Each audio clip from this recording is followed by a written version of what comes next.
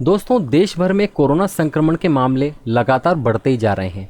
इसकी प्रमुख वजह 10 राज्यों में डबल म्यूटेंट वायरस का सक्रिय होना बताया जा रहा है। दोस्तों, वैज्ञानिकों ने कोरोना की दूसरी लहर के बारे में जीनोम सीक्वेंसिंग की रिपोर्ट तैयार की है, जिसमें यह बताया गया है कि 2 अप्रैल के पहले के 60 दिनों में की गई जीनोम सीक्वेंसिंग में कोरोना का डबल म्यूटेंट वेरिएंट सबसे अधिक और सबसे खतरनाक पाया गया है। हालांकि स्वास्थ्य मंत्रालय ने यानी कि WHO ने यह हाल ही में कहा था कि कोरोना के डबल म्यूटेंट को ही दूसरी लहर के लिए पूरी तरह से जिम्मेदार नहीं ठहराया जा सकता। दोस्तों, रिपोर्ट के अनुसार ये नया वेरिएंट अब तक दुनिया में करीब 10 देशों में मिल चुका है। तो दोस्तों, आइए जानते हैं कि ये कोरोना वायरस का डबल म्यूटेंट वेरिएंट कितना खतरनाक है और कहां कहां पर ये भारत में फैल चुका है। दोस्तों, सबसे पहले बात करते हैं कि क्या है ये डबल म्यूटेंट वेरिएंट। दोस्तों, जब कोरोना वायरस के 2 बदले हुए वेरिएंट एक दूसरे के संपर्क में आते हैं और उससे एक नया तीसरा वेरिएंट बनता है, उसे ही डबल म्यूटेंट वेरिएंट कहा जाता है।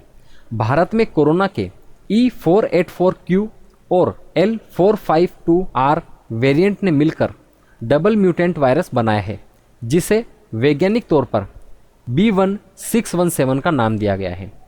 दोस्तों, अब जानते हैं कि भारत में कहां कहां पर यह डबल म्यूटेंट वेरिएंट फैला है। दोस्तों, कोरोना का डबल म्यूटेंट वेरिएंट देश के जिन राज्यों में तेजी से फैल रहा है उनमें महाराष्ट्र, दिल्ली, पश्चिम बंगाल, गुजरात, कर्नाटक और मध्य प्रदेश प्रमुख हैं। यहाँ ये वायरस घातक रूप ले चुका है।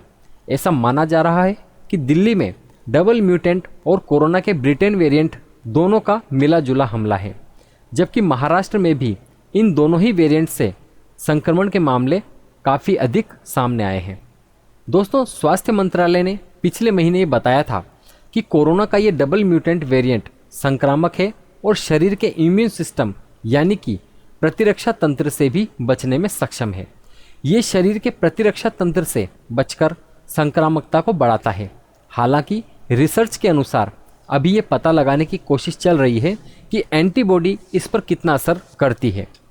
दोस्तों, विशेषज्ञों के अनुसार कई बार म्यूटेंट होने के बाद वायरस कमज़ोर हो जाता है, लेकिन कई बार ये पहले से भी ज़्यादा खतरनाक बन जाता है।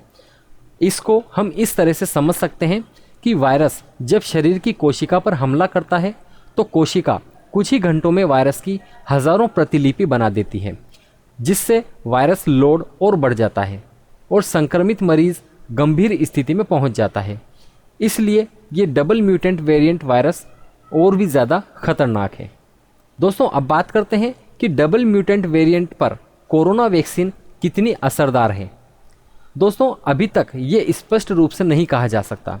फिलहाल इस पर रिसर्च जारी है कि corona vaccine double mutant variant पर असरदार है या नहीं, लेकिन ऐसा माना जा रहा है कि भारत में मौजूद कोविशील्ड और कोवैक्सीन इस वेरिएंट के खिलाफ काफ़ी हद तक कारगर हैं।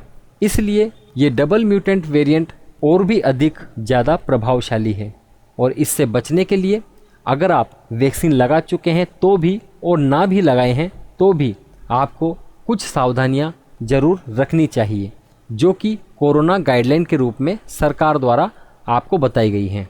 उन सावधानियों में मास्क लगाना, बार बार हाथ धोना, सैनिटाइज करना, अगर कोई खांसता है या छींकता है तो उससे उचित दूरी बनाए रखना, सुरक्षित शारीरिक दूरी बनाए रखना, भीड़ भाड़ वाली जगहों पर न जाना, जितना ज़्यादा हो सके घर पर ही रहना और अगर किसी तरह की आपको बीमारी हो या आप अस्वस्थ महसूस करते हैं तो तुरंत डॉक्टर से सलाह लेना।